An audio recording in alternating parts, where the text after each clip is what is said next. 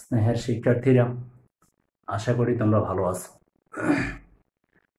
আর তোমরা বাসায় বসে নিজস্ব সিলেবাসটা ভালোভাবে শেষ করতেছো। আমাদের মরণ হাই স্কুলের শিক্ষকরা তোমাদের বিভিন্ন বিষয়ভিত্তিক অনলাইন ক্লাস ইউটিউবে দিচ্ছে, ক্লাসগুলো ভালোভাবে দেখতেছো। যাই হোক, আজকে তোমাদের আমি ক্লাসটা নেব বিশেষ করে দশম শ্রেণীর পদার্থবিজ্ঞানের ষষ্ঠ অধ্যায়। দশম শ্রেণীর পদার্থবিজ্ঞানের ষষ্ঠ অধ্যায়ের বস্তুর উপর তাপের প্রভাব, এই ক্লাসটি নেব। অতীতে আমি তোমাদের একটি ক্লাস দিয়েছিলাম, আশা করি ক্লাসটি তোমরা দেখেছো। ওই ক্লাসের পরবর্তী আমরা যে ধাপটাতে যাব, ওইখানে প্রথমে আমরা কতগুলি সূত্র পড়াবো তোমাদের। কিছু প্রয়োজনীয় সূত্র আসবে যা গাণিতিক সমস্যা সমাধান করতে লাগবে। সূত্রগুলি আমরা একটু পরে তোমাদের দিচ্ছি।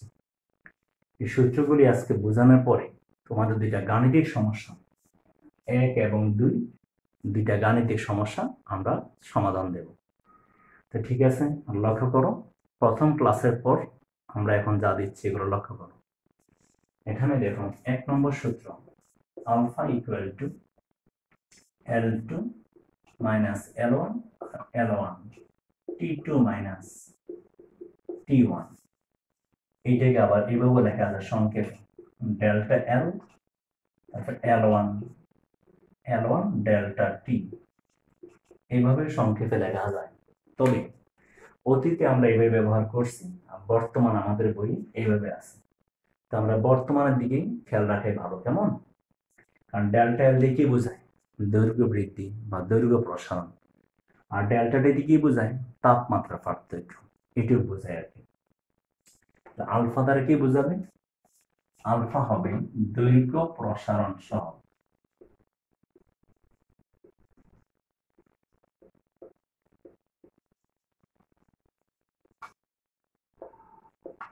আলফা দিয়ে কি বোঝাবে? দৈর্ঘ্য প্রসারণ সহগ। আলফা হচ্ছে দৈর্ঘ্য প্রসারণ সহগ, আর L1 হচ্ছে L1 দিয়ে বোঝায় আদি দৈর্ঘ্য, L2 দিয়ে বোঝায় শেষ দৈর্ঘ্য, আর L2 মাইনাস L1 দিয়ে বোঝায় দৈর্ঘ্য বৃদ্ধি অথবা দৈর্ঘ্য প্রসারণ, এমনটা বোঝাবে। আর T2 মাইনাস T1 আমরা জানি T দিয়ে বোঝায় টেম্পারেচার, T2 মাইনাস T1 হচ্ছে আদি তাপমাত্রা, T2 হচ্ছে শেষ তাপমাত্রা। তাহলে T2 মাইনাস T1 হচ্ছে তাপমাত্রা পার্থক্য বা তাপমাত্রা বৃদ্ধি বোঝাবে। 2 নম্বর হচ্ছে beta, beta equal to A2 minus A1 আর A1 T2 মাইনাস T1। 3 নম্বর হচ্ছে gamma, gamma equal to V2 minus V1 V1 T2 minus T1। এখন আমরা সবাই জানি এ দিয়ে বোঝায় কি এরিয়া, এরিয়া মানে কি ক্ষেত্রফল।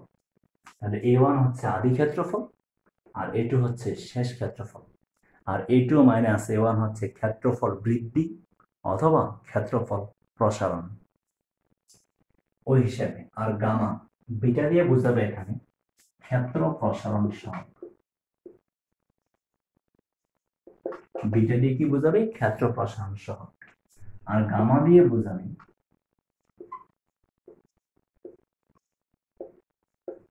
আয়তন প্রসারণ সহগ।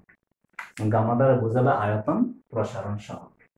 ঠিক আছে, আমরা 3টা সূত্র জানলাম, আলফা বিটা গামা। 4 নম্বর সূত্র, gamma R equal to gamma A plus gamma G. Gamma R equal to gamma A plus gamma G. Gamma R দিয়ে কি বোঝাবে? প্রকৃত প্রসারণ সহগ, প্রকৃত প্রসারণ সহগ রিয়েল। আর গামা এ হচ্ছে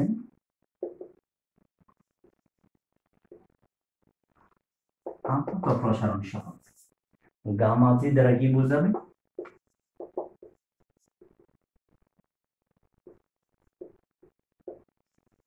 পাত্রের প্রসারণ সহগ। গামা জি দ্বারা বোঝাবে পাত্রের প্রসারণ সহগ। এগুলি আমরা জানবো। এখন দেখুন আরো একটা সূত্র বলা যায় আমরা, V R equal to V A plus V G. V R equal to V A plus V G. V দিয়ে বোঝাবে শুধু প্রকৃত প্রসারণ, আর ভি দ্বারা বোঝাবে আপাত প্রসারণ, আর ভিজে দ্বারা বোঝাবে পাত্রের প্রসারণ। আবার বলি, ভিআর দিয়ে বোঝাবে প্রকৃত প্রসারণ, ভি দিয়ে হচ্ছে আপাত প্রসারণ, আর ভিজি দিয়ে হচ্ছে পাত্রের প্রসারণ। আমরা সূত্রগুলি জানলে গাণিতিক সমস্যার সমাধান করতে আমাদের সহজ হবে। তাহলে তোমরা দেখলা আলফা দ্বারা কি বোঝায়, বিটা দ্বারা কি বোঝায়, গামা দ্বারা কি বোঝায়, গামার দ্বারা কি বোঝায়, এগুলো আমরা জানতে পারলাম।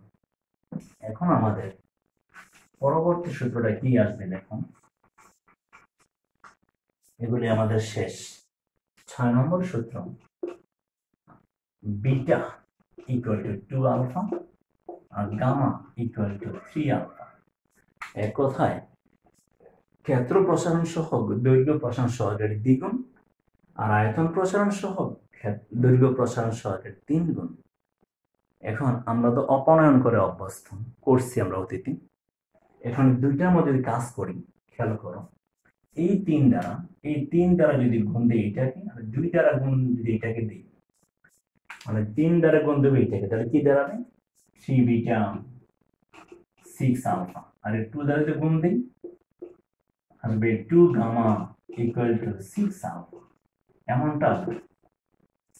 আবারও বলি, 3 দ্বারা গুণ দিলাম এটাকে, 2 দ্বারা এটাকে।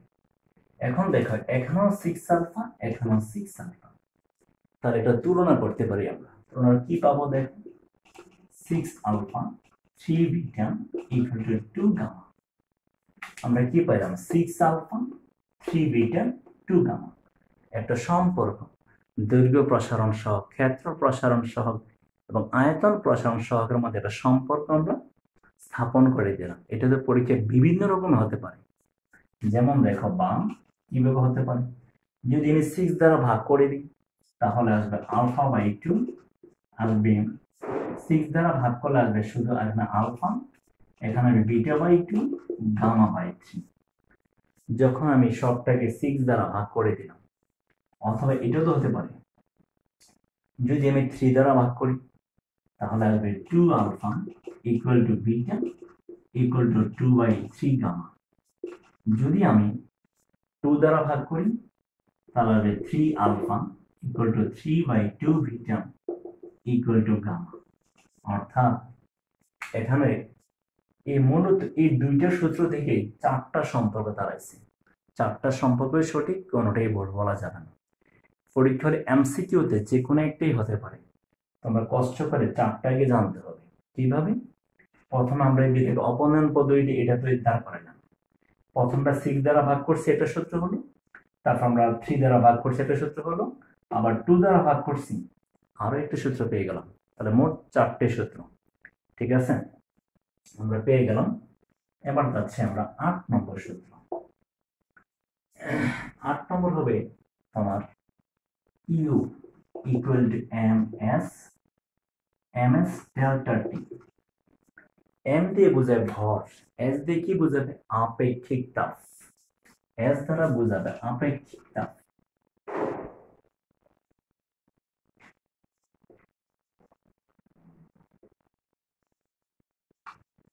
এস দ্বারা কি বোঝাবে, আপেক্ষিক তাপ বোঝাবে। তাহলে এস দ্বারা বোঝাবে আপেক্ষিক তাপ, আর ডেল্টা টি মানে কি, তাপমাত্রা পার্থক্য। আমরা জানি ডেল্টা টি যে কথা আর T2 মাইনাস T1 একই কথা, যাকে বোঝা তাপমাত্রা পার্থক্য। আর কিউ দ্বারা কি বোঝাবে, তাপ। কিউ হচ্ছে এখানে তাপ,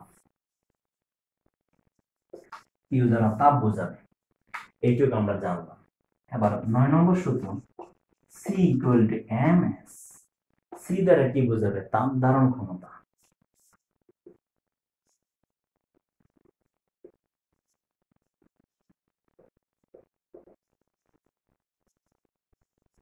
সি দ্বারা বোঝাবে তাপ ধারণ ক্ষমতা। তাপ ধারণ ক্ষমতা যদি আমরা বলি 10 নম্বর সূত্র, আমাদের দাঁড়াবে যে সি এখানে বসাই, C equal to U by delta T 10। তাহলে AC M S equal to C এখানে বসাই, C equal to Q by delta T, সেটাও আসে। 11 নম্বরে আসবে কিউ, 11 নম্বরটা এখানে বাদ দেয়। 11 নম্বর সূত্রটা এখানে লিখে দেব, U equal to M L F 12 নম্বর সূত্র Q equal to M L V. L F দ্বারা কি বোঝায় আর এল বি দ্বারা কি বোঝায়? এল এফ দিয়ে হচ্ছে বরফ গলনের সুপ্ত তাপ। এল এফ দ্বারা কি বোঝাবে? বরফ গলনের সুপ্ত তাপ। আর এল বি দ্বারা বোঝাবে পানির বাষ্পীভবনের সুপ্ত তাপ। আবারও বলি, এল এফ হচ্ছে বরফ গলনের সুপ্ত তাপ আর এল বি হচ্ছে পানির বাষ্পীভবনের সুপ্ত তাপ। তাদের দুটো নির্দিষ্ট মান আছে। যেমন এল এফ এর মানটা কত? এল এফ এর মানটা হচ্ছে 3,34,000 জুল পার কিলোগ্রাম। এটা হচ্ছে বর্তমান বইয়ের আলোকে। আর আগের যে মানটা ছিল 3,36,000 জুল পার কিলোগ্রাম। দেখো, বরফ গলনের আপেক্ষিক সুপ্ত তাপ দুইটা মান। এটা হচ্ছে বর্তমান বইয়ের আলোকে আর এটা হচ্ছে অতীতের বইয়ের আলোকে। দুইটাই শিখে রাখবা। যদি কোনো প্রশ্নে মান দেওয়া না থাকে আমরা নতুন বইকে প্রাধান্য দেব। নতুন বইয়ের প্রেক্ষিতে আমরা এই মানটাই বসাবো, যেটাকে বলা হয় বরফ গলনের আপেক্ষিক সুপ্ত তাপ। এবার যাচ্ছি এলভি। এলভি দিয়ে মানটা বোঝায় পানি বাষ্পীভবনের আপেক্ষিক সুপ্ত তাপ 2268 জুল পার কিলোগ্রাম। 2268 তিনটা জিরো জুল পার কিলোগ্রাম। এটা হচ্ছে পানির বাষ্পীভবনের আপেক্ষিক সুপ্ত তাপ। এগুলি আমরা জানবো। 13 নম্বর সূত্র হচ্ছে গৃহীত তাপ।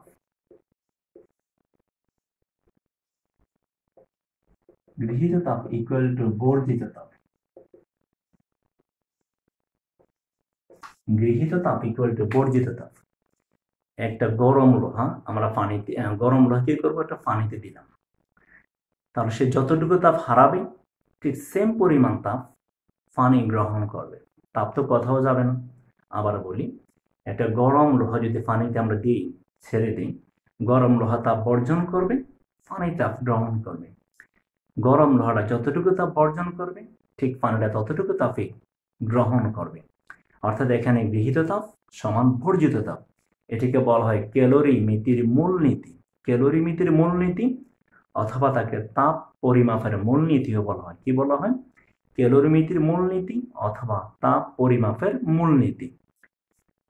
তাহলে দেখুন, এই সূত্রগুলি যদি তোমরা ভালোভাবে আয়ত্ত করতে পারো তাহলে আশা রেখে তোমরা এই অধ্যয়নগুলি পারবে। এত কঠিন বলে মনে হবে না। কারণ আমরা জানি ফিজিক্সের গাণিতিক সমস্যা যদি না পারি তাহলে আমরা গ এবং ঘ এর আনসার দিতে খুব কষ্ট হবে। ঠিক আছে, এই জন্য ভালো করে সূত্রগুলো আয়ত্ত করতে পারলেই আমরা অঙ্কের দিকে যেতে পারবো। এখন দেখুন, এগুলি আশা করি তোমরা বুঝতে পারছো। খাতায় বারবার প্র্যাকটিস করবে সূত্রগুলি, তাহলে অঙ্ক করতে সুবিধা হবে। এখন পরবর্তীতে দেখুন,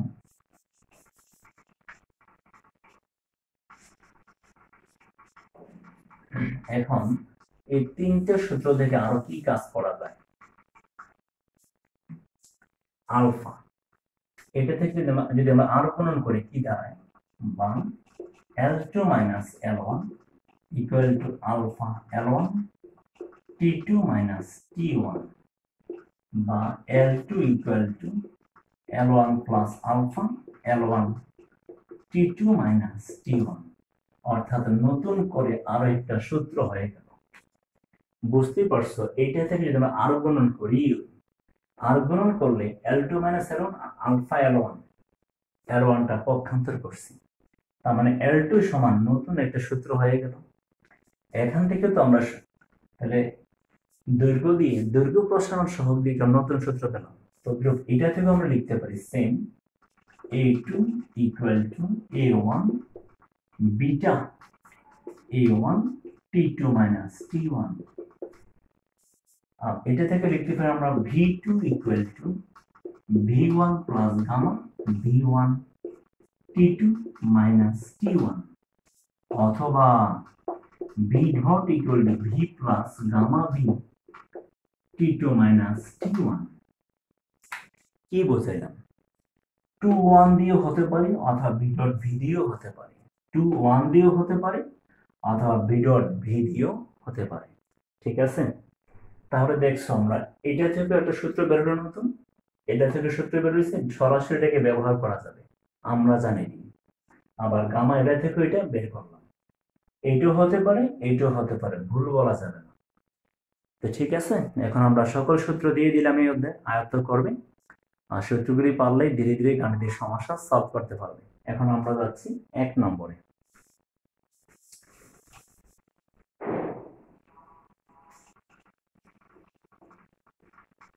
এক নম্বর সমস্যাটা কি বলছে দেখো। 1 নম্বর সমস্যাটা বলছে যে কোন তাপমাত্রা সোনার ঘনত্ব এত % কমে যাবে, কোন তাপমাত্রায়। আমরা আগে দিচ্ছি 2 নম্বর সমস্যার সমাধান, পরে 1 নম্বরে যাব। 2 নম্বর, সোনার ঘনত্ব এত গ্রাম পার সিসি, এর দৈর্ঘ্য প্রসারণ সহগ এত degree centigrade inverse 1, degree centigrade inverse 1।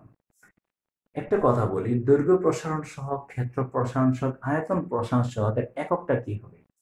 একটা হবে কেলভিন, একক হবে কেলভিন ইনভার্স 1 অথবা ডিগ্রি সেলসিয়াস ইনভার্স 1, যে কোনো একটা। তার দৈর্ঘ্য প্রসারণ সহগ, ক্ষেত্র প্রসারণ সহগ, আয়তন প্রসারণ সহগের একক কেলভিন ইনভার্স 1 অথবা ডিগ্রি সেলসিয়াস ইনভার্স 1, যে কোনো একটা হবে। আর এদের মাত্রা যদি বলি কি হবে, মাত্রা হবে alpha, beta, gamma, kelvin, T inverse 1। তাহলে আমরা দেখলাম দৈর্ঘ্য প্রসারণ সহগ, ক্ষেত্র প্রসারণ সহগ, আয়তন প্রসারণ সহগের মাত্রা হচ্ছে টি ইনভার্স 1, আর তাদের একক হচ্ছে কেলভিন ইনভার্স 1 অথবা ডিগ্রি সেলসিয়াস ইনভার্স 1।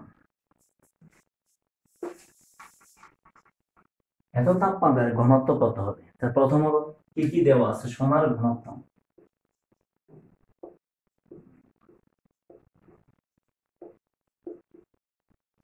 সোনার ঘনত্ব ρ = 19.30 গ্রাম পার সিসি। সোনার দৈর্ঘ্য প্রসারণ সহগ,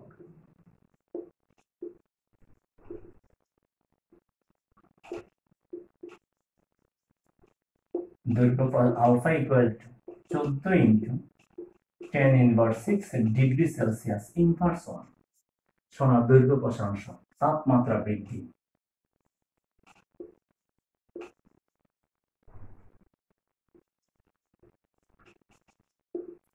T2 - T1 100 ডিগ্রি সেলসিয়াস, এটা গেল 100 ডিগ্রি সেলসিয়াস। আমরা জানি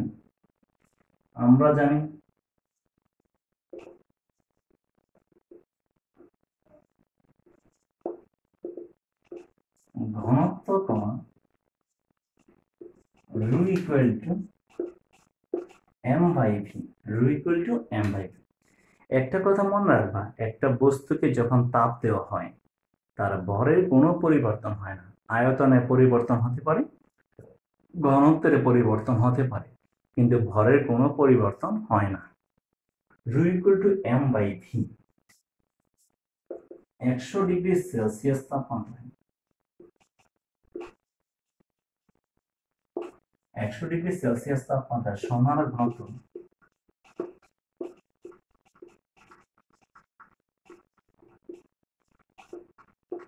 100 ডিগ্রি সেলসিয়াস তাপমাত্রা সোনার আয়তন v ডট হলে ρ dot = m/v dot, ρ dot = m/v dot. আবারও বলছি, টেম্পারেচার যদি বাড়ানো হয় ভর চেঞ্জ হবে না, কিন্তু ঘনত্ব চেঞ্জ হতে পারে, আয়তনও চেঞ্জ হতে পারে। ঠিক আছে, তাহলে আমরা এইটুকু দেখে ফেললাম। এবার আমরা যাচ্ছি পরবর্তীতে, আবার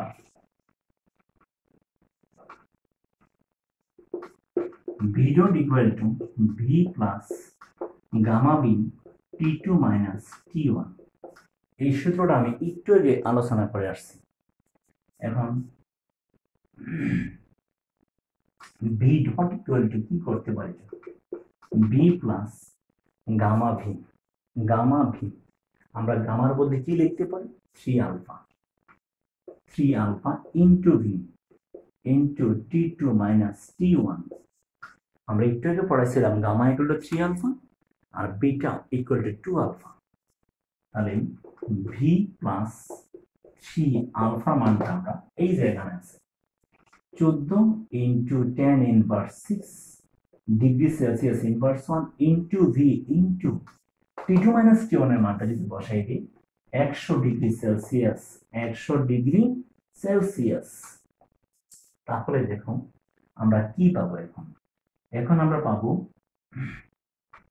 ভি প্লাস, যদি আমরা করি ক্যালকুলেটরের সাহায্যে 3 14 4200 4200 ইন্টু 10 ইনভার্স মাইনাস 6, রেজাল্ট আসবে 4.2 ইন্টু 4.2 ইন্টু 10 ইনভার্স 3v, এই মানটা আসে 4.2 ইন্টু 10 ইনভার্স 3v।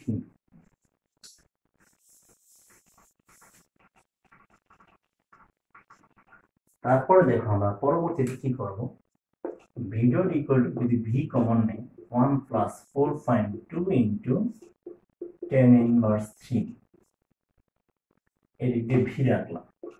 যদি আমরা সরাসরি করি প্লাস 1 আসবে 1.0042 ভি, এইটুকু আমরা করলাম। আচ্ছা, পুনরায়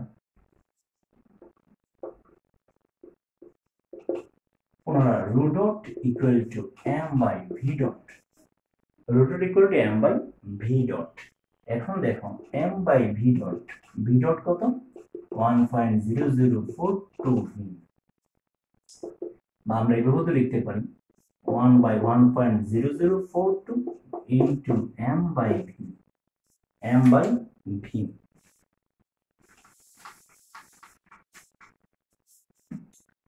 এখন আমরা কি কাজটা করব, যদি ভাগ করি 1 ভাগ আনস ইকুয়াল আসবে 0.9958 ইন্টু, আর এটা বদলে রু চলে আসছে, রু 0.9958 ইন্টু রু এর মানটা এই যে 19.30 গ্রাম পার সিসি ইন্টু 19.30 আসবে 19.22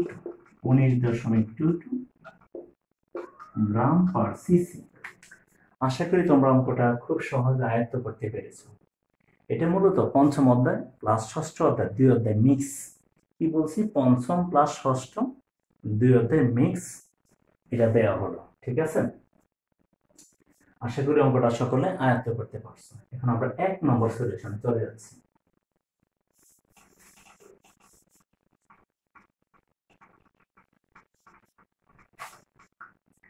1 নম্বর সলিউশনের দিকে তাকাও। কোন তাপমাত্রায় সোনার ঘনত্ব এত পার্সেন্ট কমে যাবে? তাহলে সোনার তো দৈর্ঘ্য প্রসারণ সহগ তো লাগবেই, 14, এটা তো লাগবে নিশ্চিত।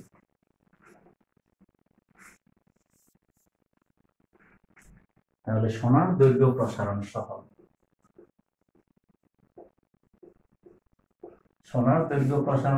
Alpha equal to 14 into 10 inverse 6 degree Celsius inverse 1, এটা লাগবে। প্রথমত ঘনত্ব rho equal to M by বা V equal to M by rho. আচ্ছা, পরিবর্তিত ঘনত্ব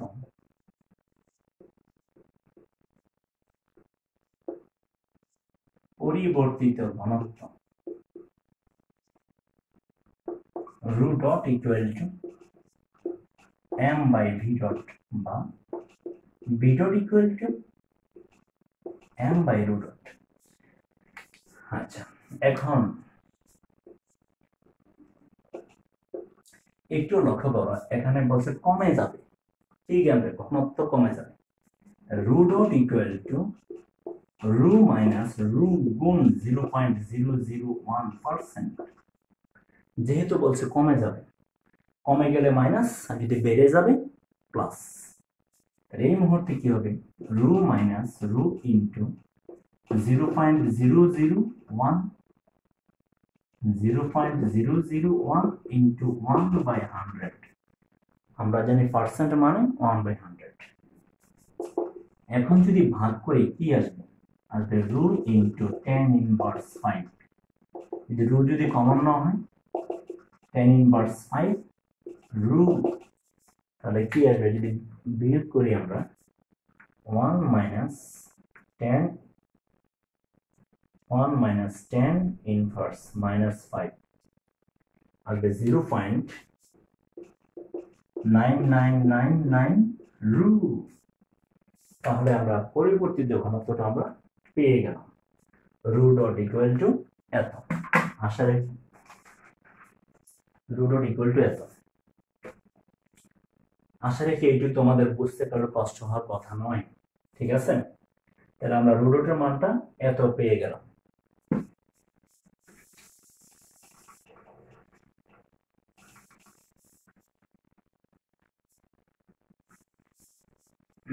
এখন আবার V dot equal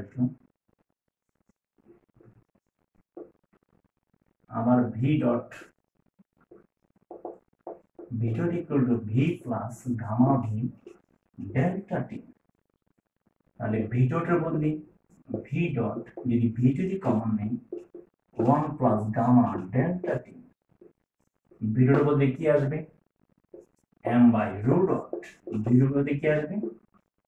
M by রু 1 প্লাস গামা ডেল্টা টি। আমরা ভি ডট এবং ভি এর সূত্রটা প্রথমে লিখে ফেলছিলাম, ওইখান থেকে ব্যবহার করলাম। এবার দেখো উভয় দিকের এম এম বাদ, তাহলে রু চলে আসবে এখানে। তাহলে কি হবে? রু by rho dot 1 plus gamma delta T. তাহলে এবার কি দাঁড়াবে? রু বাই রু ডটের মানটা এই এখান থেকে চলে আসবে 0.99999 রু 1 প্লাস গামা ডেল্টা টি। এটা গেল। তারপর হলো রু যদি বাদ দিয়ে দিই 1 বাই 0.99999 1 প্লাস গামা ডেল্টা টি। যদি আমরা ভাগ করি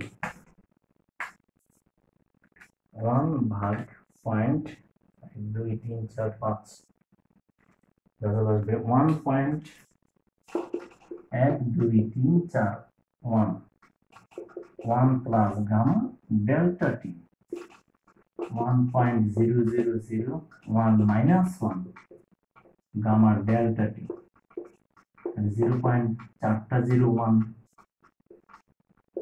গামা ডেল্টা টি। ডান সাইড নিয়ে আসি বাম দিকে, গামা ডেল্টা টি 0. এত বা delta T equal to 0. Gamma. আশা রাখি এইটুকু তোমাদের কারো সমস্যা হওয়ার কথা নয়, ঠিক আছে? তারপরে দেখো বা delta T equal to 0.001 gamma মানে 3 আলফা।